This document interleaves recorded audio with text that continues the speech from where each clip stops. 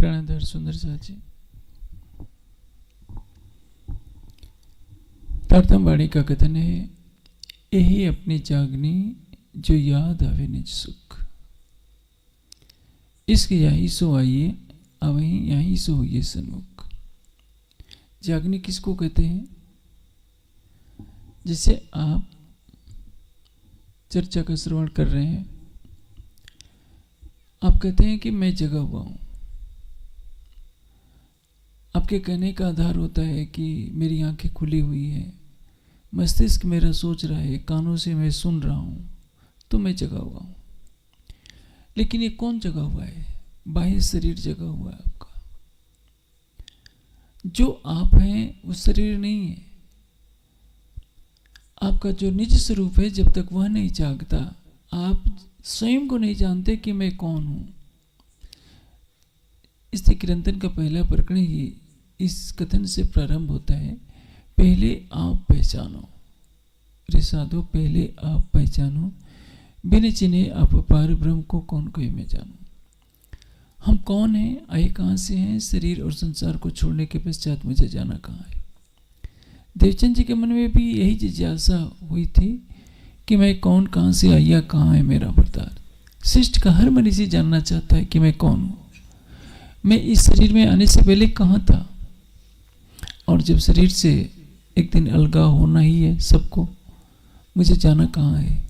इस रहस्य को शिष्ट के प्रारंभ से हर मनुष्य ने जानने का प्रयास किया है, लेकिन तारतम्य ज्ञान के बिना आज तक सबको असफलता मिलती रही।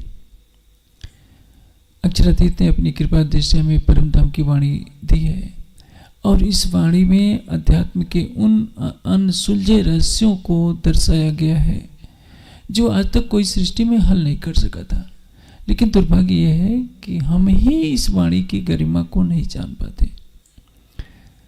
देखिए, आज से लगभग 40 वर्ष पहले इसी गुजरात और महाराष्ट्र की धरती पर पांडुरंग जी थे। पांडुरंग आठवले हुए थे, लेकिन उन्होंने रिक्शा चलाने वाला हो, भंगित तक को गीता कंठस्थ करवा दी थी। और कहीं भी उनका प्रवचन होता था, 3 घंटे के लिए आते थे। सब लोग अपने अपने घरों से खाना अपना लेकर आते थे। जानते हैं संख्या कितनी होती थी? 3 लाख। 3 घंटे का प्रवचन सुनने के लिए वहां 3 लाख की संख्या इकट्ठी हो जाती थी, क्योंकि सबको मालूम था कि गीता का महत्व क्या है। गीता योगेश्वर श्री कृष्ण के मुख से निकली हुई है, जिसमें उपनिषदों के सार तत्व को दर्शाया गया है। लेकिन उपनिषद एकम एवं अद्वितीय ब्रह्म, अक्षर ब्रह्म का वर्णन करते हैं। अक्षर से भी परे जो अक्षरातीत के धाम स्वरूप और लीला का वर्णन है, उसकी सामर्थ्य गीता में भी उसका वर्णन नहीं है। केवल संकेत मात्र कह दिया है, यद गत्वा न निवर्तन्ते तद्धाम परमम्। केवल संकेतों में कहा गया है कि तमेव शरणं गच्छ सर्वभूतेन भावन। अक्षर क्या है, अक्षरातीत क्या है, इसकी स्पष्ट विवेचना केवल तारतम वाणी में है। किंतु हम सुंदर साथ ने आज दिन तक वाणी की गरिमा नहीं जानी, वाणी की चर्चा की महिमा नहीं जानी। अन्यथा मैं लगभग 30 वर्षों से अधिक समय से खेड़ा में आता रहा हूँ। कभी भी ऐसा नहीं हुआ कि इतनी कम संख्या रही हो। तो ये दुखद है, और इसमें कई कारण है। सुंदर साथ को ये बात ध्यान में रखनी चाहिए। जब हमारी ऊर्जा सारी की सारी सेवा पूजा में ही लग जाएगी, तो सेवा पूजा करने वाले सोचते हैं कि हमने सब कुछ पा लिया है। कोई व्यक्ति प्राइमरी की क्लास में जाता है, 8वीं तक पढ़ लेता है, तो सबको बताता है कि देखो मैं इतना पढ़ लिया हूँ। आपने अच्छी पढ़ाई की है, लेकिन इससे आगे भी तो पढ़िए। आपको स्नातक होना है, पर स्नातक होना है, उसके बाद PhD होती है। सागर श्रृंगार की वाणी किस लिए आई है? ब्रजरास और सुंदर बाई देखा दिल के दीदो माए, ब्रजरास और धाम की सुधति पर जागने की सुधना। जागने किसको है? यही अपनी जागने जो याद आवे निज सुख कहा गया है। निज सुख को याद करने का तात्पर्य क्या? निज सुख की याद आने का तात्पर्य क्या है? हमारी परात्म जब यमुना जी में स्नान करती है तो क्या सुख होता है राज्य के साथ स्नान करने का। मानिक पहाड़ के झूलों में झूलने का सुख क्या है। पुखराज की घाटियों में लीला करने का सुख क्या है। आठों सागरों में लीला करने का सुख क्या है। पांचवी भूमिका का सुख क्या है। यहीं बैठे बैठे हम 25 पक्षों को देखें, युगल स्वरूप के नख से सिख तक की शोभा को देखें, इसको कहते हैं सुख। याद आवे निज सुख, वो तो हमें याद ही नहीं आ रहे।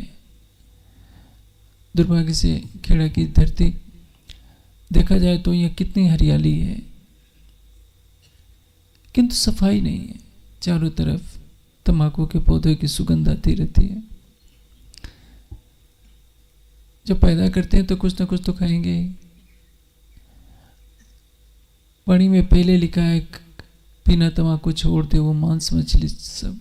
हमारा आहार सात्विक नहीं होगा तो हमारा मन सात्विक नहीं होगा। मन सात्विक नहीं होगा तो बुद्धि सात्विक नहीं होगी। बुद्धि के सात्विक हुए बिना अपने आत्मा के स्वरूप को संसार में कोई नहीं जान सका है। अपने को स्वरूप को जानने के लिए हमें क्या होना होगा, सबसे परे होना होगा। देखिए, शरीर से इंद्रियों से जो कुछ होता है वो मात्र कर्मकांड कहलाता है। इश्क बंदगी अल्लाह की सो होत है हजूर, फर्ज बंदगी जाहिरी सो लिखी हक से दूर। ये मैं तो नहीं कह रहा हूं, ये नवधा भक्ति है। नवधा से नारा कयो 14 भवन में नाई, सो प्रेम कहाँ से पाइए सो बसत गोपी अनुमाय। छोटे छोटे बच्चे हैं, उनके लिए सेवा पूजा है कि उनको सेवा पूजा करो, घर में कर ले। आप 60 साल के, मैं सुंदर साथ को देखता हूँ 65 साल के हो गए, वही ढोलक वही डफली, तो क्या होगा। आप कब जानेंगे कि सागर श्रृंगार में क्या लिखा है, खिलवत में क्या लिखा है, परिक्रमा में क्या लिखा है। यदि सुंदर साथ के आने के लिए यदि 9:30 बजे 10 बजे तक प्रतीक्षा करनी पड़े तो इसका तात्पर्य क्या है, जागनी शून्य है। इसलिए 100 दिन की यात्रा गुजरात में निकली थी। जहाँ जहाँ वाणी चर्चा नहीं होती है वहाँ चर्चा की ललक ही नहीं होती। अब देखिए, सरकार से ने प्रारंभ किया था शिविरों का लगाना। उड में 21 दिन का शिविर लगा था, मुझे पता नहीं वो 21 दिन का लगा था, पुराल में लगा था शायद। उड में भी कई बार शिविर लगा, सरकार जी के साथ मैं आया हूँ। यहाँ भी शिविर लगे, गुजरात में अनेकों शिविर लगे, लेकिन खेड़ा क्यों पिछड़ा, ये चर्चा की कमी से। सुंदर साथ सेवा पूजा करके सोचते हैं कि हमने राज्य को पा लिया। ये प्राइमरी की क्लास है, आपको ऊपर बढ़ना पड़ेगा। यदि आपको जागने का सुख लेना है, यहीं बैठे बैठे परम धाम देखना है, तो आपको अपने आहार को सात्विक करना पड़ेगा। चर्च ते माटे कहूँ सुनजो साथ, एक कहूँ अनुपम बात, चर्चा सुनजो दिन ने रात, अपने त्रुठा प्राणनाथ। कौन कह रहा है? ते माटे तमे सुनजो साथ, एक कहूँ अनुपम बात। एक ऐसी अनमोल बात मैं कह रहा हूँ जिसकी कोई उपमा नहीं है। क्या है? चर्चा सुनजो दिन रात। दिन रात चर्चा सुनने का तात्पर्य क्या है? किसी न किसी माध्यम से तारतम्य वाणी के प्रकाश को अपने हृदय में धारण कीजिए। जब आपके अंदर ज्ञान का प्रकाश आएगा तभी आपका हृदय अक्षरातीन को पहचानेगा। ज्ञान दृष्टि से पहचान के बाद क्या होगा? आपका ईमान परिपक्व होगा। ईमान परिपक्व के होने के बाद क्या होगा? आपके अंदर विरह आएगा। विरह के बाद प्रेम आएगा। प्रेम के बाद धनी का दीदार होगा। इसलिए तो कहा है लाओ प्यार करो दीदार। जब ज्ञान का प्रकाश ही नहीं रहेगा, नाच लिया, कूद लिया, शोभा यात्रा निकाल ली, उससे क्या मिलना है आत्मा को?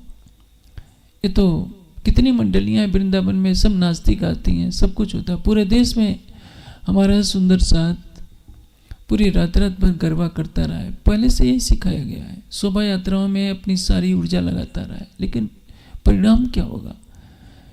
इनबित साज्य जागे बताए देवरे जीवन, श्याम समाजी साज्य चित बैठे चौक वतन।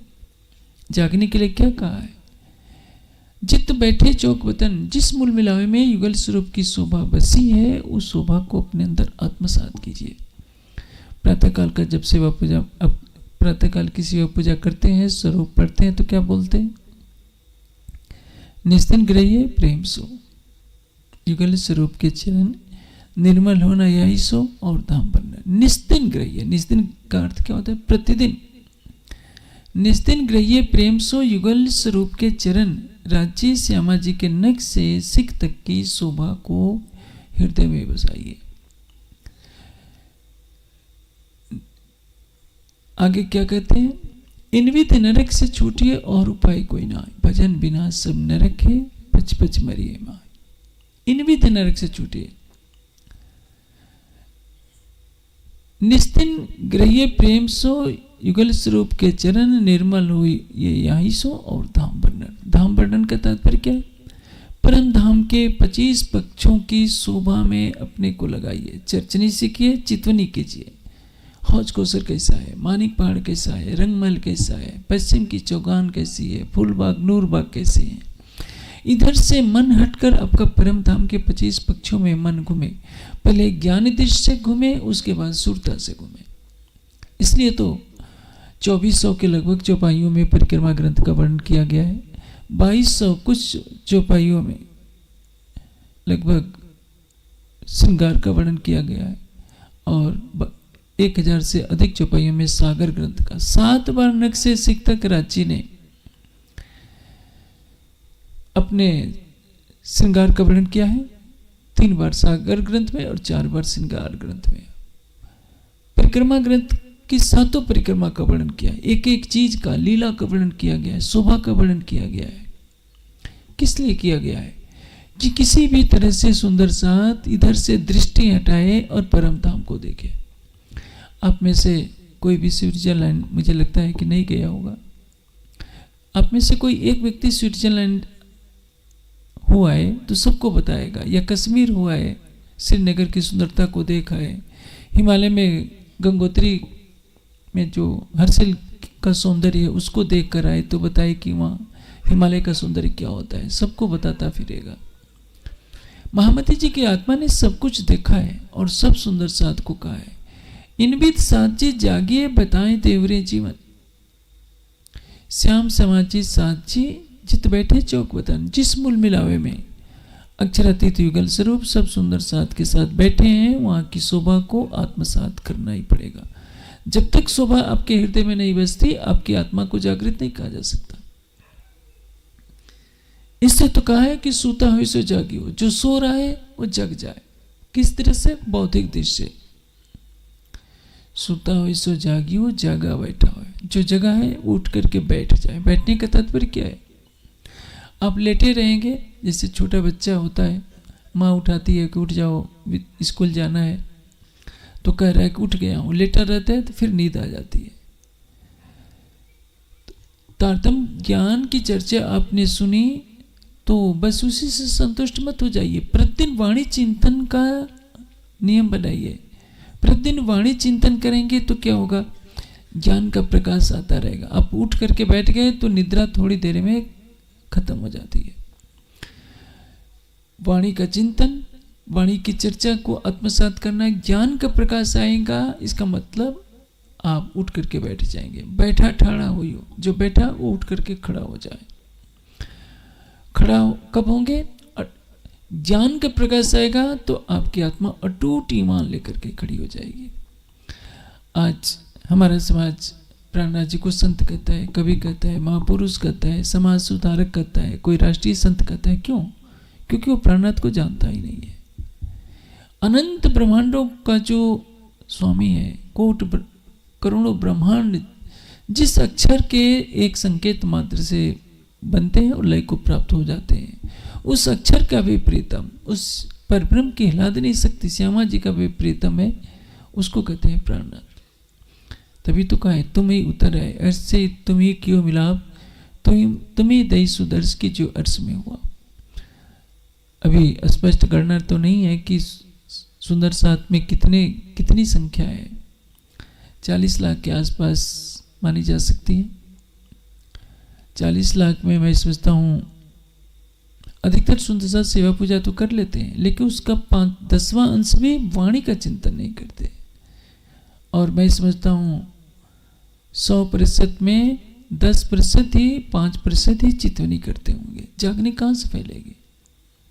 हाँ, यदि कोई नृत्य की लीला हो, गरबा हो रहे हो, तो सब लोग शायद मैं समझता हूँ 80% उसमें शामिल हो जाएंगे। गुजरात की सुंदर साथ तो इसमें ज़्यादा ही रुचि रखते। लेकिन वाणी में कोई चौपाई नहीं लिखी है कि इस तरह से आत्मा जागृत होगी। आत्मा को जागृत करने के लिए क्या करना पड़ेगा? यही अपनी जागनी जो याद आवे सुख। चर्चा सुरजो दिन ने रात अपन ने तुठा प्राण नत। इसका अर्थ क्या है? हमें दिन रात चर्चा सुननी है, क्योंकि हमें प्राणनाथ जी पर, प्रीतम अक्षरातीत पर समर्पित होना है, फिदा होना है। ब्रज में हम समर्पित नहीं हो पाए, रास में भी समर्पित नहीं हो पाए। इस जागने के ब्रह्मांड में समर्पित होकर के दिखाना है तो हमें क्या करना पड़ेगा? तारतम वाणी का चिंतन करना पड़ेगा। तारतम वाणी क्यों आई है? चरने है सो तो आए सही, पर पिछले कारण ए वाणी के। ब्रह्मात्माओं के लिए ये वाणी अवतरित हुई है। यदि ये वाणी नहीं होती तो इस मायावी जगत में आपको अक्षरातीत की कौन पहचान कराता? आप गंगोत्री चले जाइए, बद्रीनाथ धाम चले जाइए, केदारनाथ चले जाइए, वहाँ अक्षरातीत शब्द आपको सुनने को नहीं मिलेगा। आप तरस जाएंगे कि कोई अक्षरातीत की तो बात करे। सब जगह शालिग्राम मिलेगा, शिवलिंग मिलेंगे, देवी के मंदिर मिलेंगे, हनुमान जी के मंदिर मिलेंगे। दुनिया सिर पटक रही है। जिस सच्चिदानंद परमात्मा ने अपने सत्संग के आदेश से इस सृष्टि को बनाया है, उस सच्चिदानंद को कोई नहीं जानता। और परम धाम की ब्रह्मात्माएं आई है। ब्रह्मात्मा का एक ही लक्षण होता है, उत्तम पुरुष बिन और को देवी देव न ध्याय। आज तो हमारे समाज की बड़ी बड़ी हस्तियां देवी की मूर्ति के सामने साष्टांग लेट जाती हैं। शंकर जी की भी पधरावनी कराती हैं, देवी की भी पधरावनी करा देती हैं। उनको लगता है कि हम सनातनी तभी कहलाएंगे जब सबकी भक्ति करें। भक्ति क्या होती है? अव्यभिचारिणी। अव्यभिचारिणी किसको कहते हैं? जिसमें एक परमात्मा के अतिरिक्त अन्य किसी की भक्ति न की जाए। इसी को योगेश्वर श्री कृष्ण कहते हैं, पुरुष स पर पार्थ भक्त्या लभ्यस्तु अनन्या। अनन्य परा प्रेम लक्षण भक्ति। ऐसी भक्ति जिसमें परमात्मा के प्रति एकनिष्ठ प्रेम हो। पतिव्रता पत्नी घर में रहती है, प्रेम तो वो अपने पति से करती है, लेकिन सबका सम्मान करती है। सम्मान सबका कीजिए। जो भी महापुरुष हैं, देवी देवता हैं, उनका सम्मान करने में दोष नहीं है, लेकिन प्रीतम न मानिए। अक्षरातीत के लिए जो स्थान है आपके हृदय में, वह स्थान किसी अन्य को नहीं दिया जा सकता। इसी को तो निष्ठा कहते हैं, अनन्य निष्ठा। सीता का स्नेह लक्ष्मण के लिए भी था, हनुमान के लिए भी था, दोनों पुत्र के समान थे। रावण मृत्यु का कितना भी भय दिखाता है सीता के ऊपर, उसका कोई प्रभाव नहीं। सीता को मृत्यु स्वीकार है, लेकिन राम के अतिरिक्त किसी अन्य को प्रीतम बनाना स्वीकार नहीं है। अनुसुईया की अनन्य निष्ठा अत्रि ऋषि पर है। पार्वती की निष्ठा अनन्य रूप से सी के लिए है। केवल क्या परम धाम की ब्रह्मात्मा ही हैं जो आज उनको सिखाया जा रहा है कि सबको खुश रखना है। हनुमान जी की मूर्ति को भी प्रणाम कर लो, शंकर जी को भी प्रणाम कर लो, गणेश जी को भी कर लो, देवी की मूर्ति भी पधरा लो। ये प्रेम लक्षण भक्ति नहीं है। प्रेम लक्षण का अर्थ क्या होता है? प्रेम किससे होता है? केवल एक से होता है। आत्मा का प्रेम केवल सच्चिदानंद परमात्मा से ही हो सकता है, अन्य किसी के साथ भी नहीं होता। लेकिन वाणी का चिंतन न होने से हमारा सारा समाज भटक चुका है। इससे कहते हैं सोता है सो जागियो। जो सो रहा है अजंता की निद्रा में उसको जगाने के लिए परम धाम की वाणी आई है। इसलिए कहा है ल्याय पीयू बतन थे बल माया जानी। माया को हराना है तो आपको दो पंख धारण करने पड़ेंगे, ज्ञान से ईमान का पंख और चितवनी से प्रेम का पंख। यदि आप राज्य का प्रेम हृदय में पाना चाहते हैं तो आपको चितवनी करनी ही पड़ेगी। वह प्रेम सेवा पूजा से नहीं मिल सकता।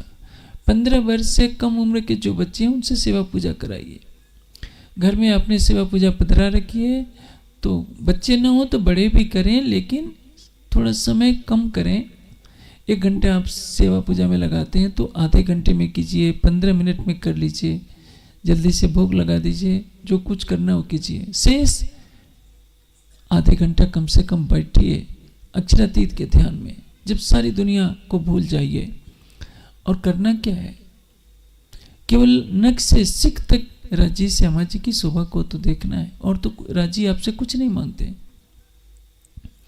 आपके घर कोई अतिथि आ जाए, आप किसी दूसरे से उसको खाने पीने की चीजें भिजवा दीजिए, आप उससे मिले भी नहीं, बात भी ना करें, तो उसका कितना अपमान होगा।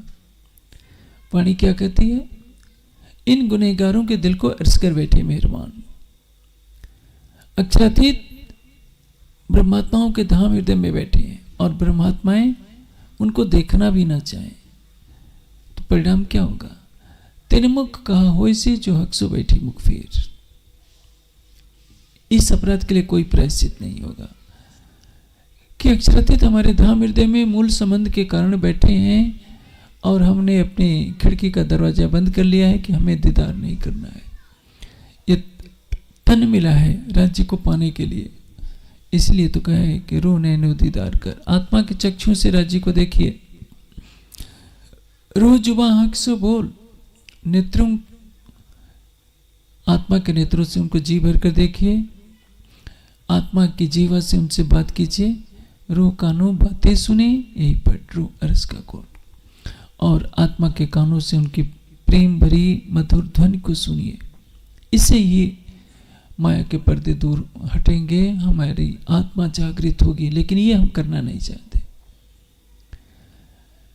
जीवन में जागने का जो सुख है उसके बारे में वाणी कहती है कि कई कोट राज बैकुंठ के न आवे इत के खिन समान। एक क्षण के लिए भी राज्य का अनुभव हो जाए, उसके सामने करोड़ों बैकुंठ के राज्य फीके हैं। लेकिन आज सारे समाज में कोई चितवनी के लिए प्रेरणा नहीं देता, कोई परम धाम की वाणी के चिंतन के लिए प्रेरणा नहीं देता। ये वाणी क्या है, रचना श्यामा जी की, श्यामा जी की रचना है। कहलाया हृदय बैठ साक्षात, स्वयं अक्षरातीत ने इस तारतम वाणी को कहा है।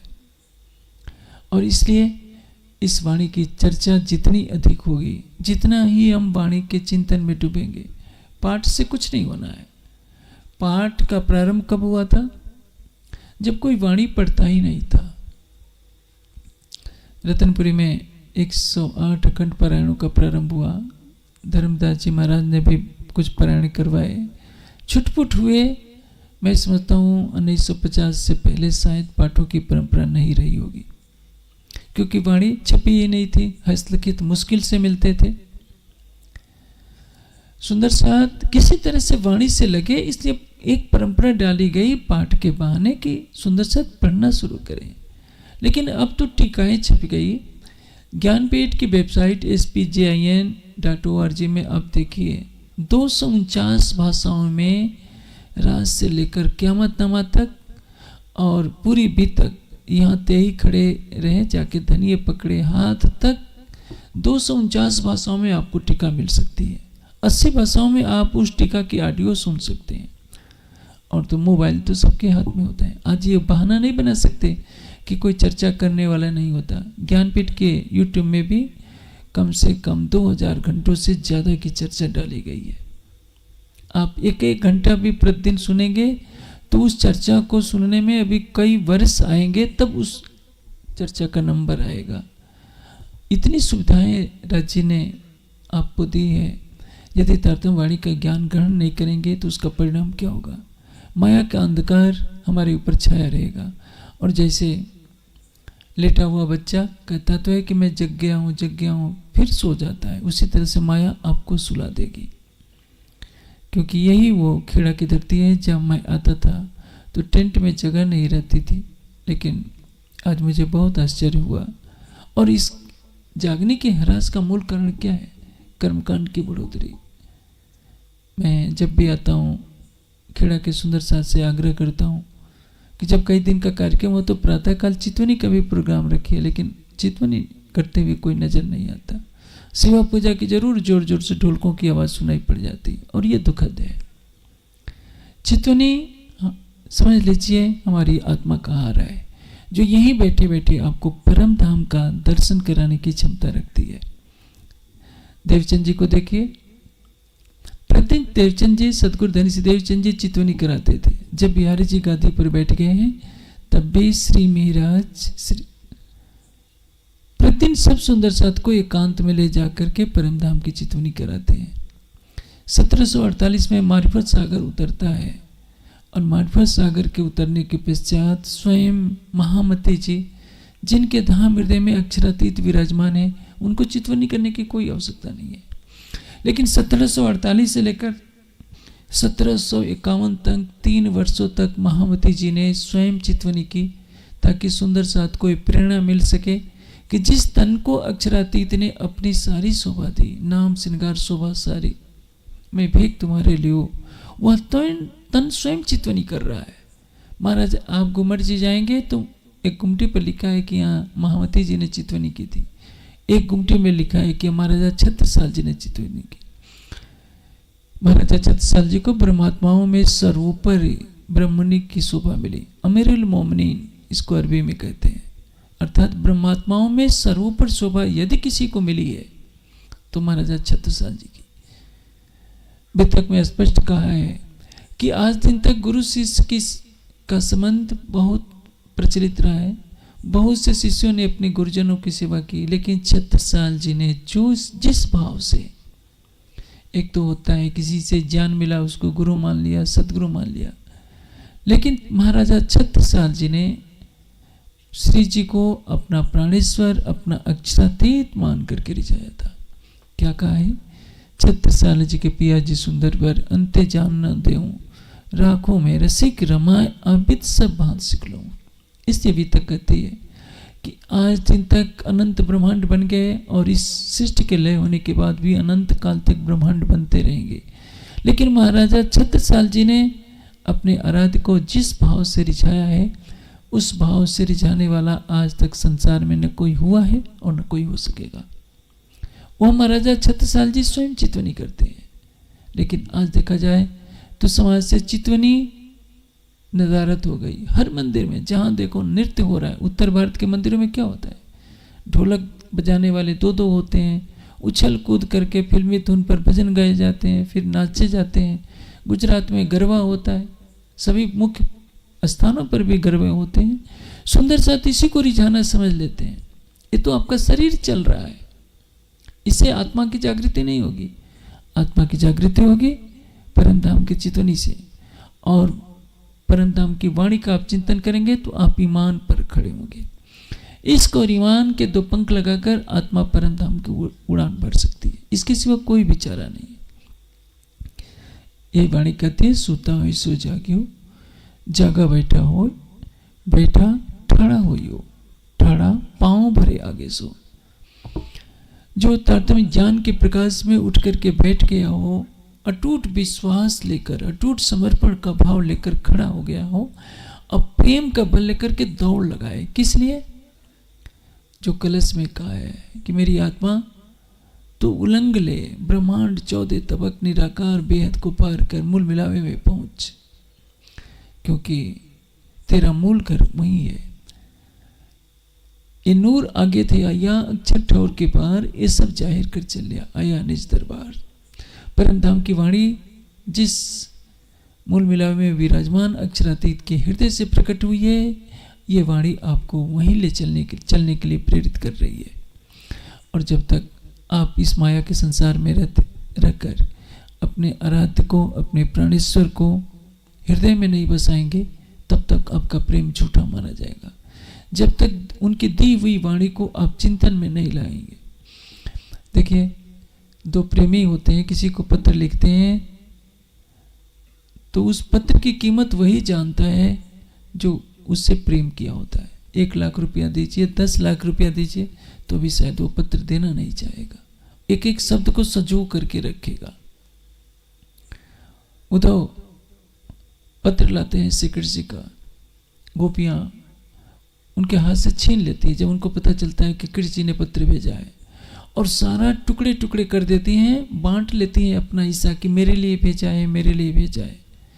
उद्धव सिर पकड़ करके बैठ जाते हैं। उनको लगता है कि मैं पागलों की जमात में आ गया हूँ। इनको पूछ लेना चाहिए पत्र में क्या लिखा है। वो इतनी दीवानी हो गई कि उन्होंने पत्र को लेकर छीना झपटी करके टुकड़े टुकड़े कर दिया। इसका आशय क्या था कि वे श्री कृष्ण जी के द्वारा भेजे हुए पत्र को इतनी अहमियत देती हैं कि उनको सुध ही नहीं रहे कि इसमें लिखा क्या है। वे तो परमधाम की ब्रह्मात्माएं भी नहीं थी, वो तो प्रतिबिंब की सखियां थी, परमधाम की आत्माएं नहीं थी वे। और जिसने संदेशा भेजा है वो उस तन में अक्षरातीत का आवेश भी नहीं है, बाकी बिहारी की शक्ति भी नहीं है, जिसको आप गोलोक की शक्ति कहते हैं वो भी नहीं है, केवल वैकुंठ बिहारी श्री कृष्ण है। वो संदेशा भेजते हैं, उनको भी याद आ रही है कि वो तो मई ब्रज विसरत नहीं। हम परम धाम की वाणी को लेकर बैठे हैं, लेकिन अक्षरातीत हमसे दूर है। क्यों? जो प्राण की नली से भी निकट है वो हमसे दूर क्यों लग रहा है? क्योंकि हम उनको पहचानता नहीं है, हमारा समर्पण उनके प्रति नहीं है, हमारा प्रेम कहीं ना कहीं निर्बल है। यदि हमारा प्रेम अटूट हो जाए, अटूट समर्पण आ जाए, अटूट विश्वास आ जाए, तो वाणी कहती है पर्दा तो ही करत है अंतर न आड़े नूर। आत्मा तेने पर्दा किया है, प्रीतम तो हक नजीक सेहरे से तेरे प्राण की नली से निकट बैठे हैं। तू आपे न्यारी होते है पीव नहीं तुझसे दूर। दूरियां तो हमने बढ़ाई है क्योंकि हम वाणी नहीं पढ़ते, चितवनी नहीं करते, और इसीलिए हमें माया का इस झूठा संसार दिखाई देता है। ये झूठा संसार इतना महत्वपूर्ण लगता है कि देखिए, सुंदर साध से तो ये मंच भरा होना चाहिए था। गुजरात की धरती पर यदि मंच नहीं भरेगा तो पंजाब में भरने की आशा नहीं है। और ये अभी कुटाचा में कार्यक्रम हुआ था, जानते हैं कितनी संख्या थी? 9,000 की संख्या थी। वहाँ का छोटा भी कार्यक्रम होता है, गृह प्रवेश भी होता है तो चर्चा का कार्यक्रम रखा जाता है। छोटे बच्चे से लेकर बड़े तक भाग भाग करके आते हैं। मैं सभी खेड़ा के सुंदर साथ से निवेदन करता हूँ कि चर्चा की प्रवृत्ति को बढ़ाएं, वाणी चिंतन को प्राथमिकता दें। 15 वर्ष से ऊपर जिनकी उम्र है वो सुंदर साथ कम से कम आधा घंटा 1 घंटा प्रतिदिन चितवनी किया करें। तो मैं समझता हूँ यदि आप ऐसा करेंगे तो जागने की ज्योति खेड़ा में भी फैलेगी, इसमें कोई भी शक नहीं है। क्योंकि पहले खेड़ा में बहुत से मंदिरों का निर्माण हुआ, खेड़ा में पहले अतीत का गौरव अच्छा रहा होगा, तभी तो इतने मंदिर बने हैं, गांव गांव में सुंदर साथ हैं। लेकिन ये जागने का प्रवाह जो रुका है, इसका मूल कारण ये है कि वाणी की चर्चा रुक गई, चितवनी रुक गई, सुंदर साथ ने वाणी का चिंतन कम कर दिया, ढोलक झाल लेकर बैठ गए, केवल सेवा पूजा को ही सब कुछ मान लिया। तो परिणाम क्या होगा? आत्मा जागृत नहीं होगी। इसलिए मैं आशा करता हूँ कि सुंदर साथ मेरे निवेदन को स्वीकार करेंगे और जागने के प्रवाह को तेजी से आगे बढ़ाएंगे। ज्ञानपीठ से जो भी साहित्य छपता है उसको लें, आत्मसात करें, ताकि ये 6ठे दिन की लीला में जो जागने का अंतिम चरण है तेजी से प्रवाहित हो सके। यही हमारे जीवन की सबसे बड़ी विशेषता होनी चाहिए। हम जागने की इस घड़ी में कितनी आहुति दे सकते हैं अपने तन की, अपने मन की और अपने जीव की। प्रणाम।